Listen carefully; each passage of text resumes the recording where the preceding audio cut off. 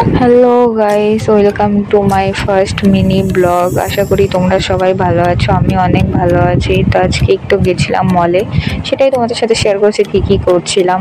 মলে গিয়ে আর কি, মেয়েদের কাজ কি ঘোরা খালি আর এসির হাওয়া খাওয়া মলে এই গরমের সময়। তো এখানে জুতোটা পরে দেখছিলাম, বেশ ভালোই লাগছিলো, আমার পায়ে হয়েও গেছিলো।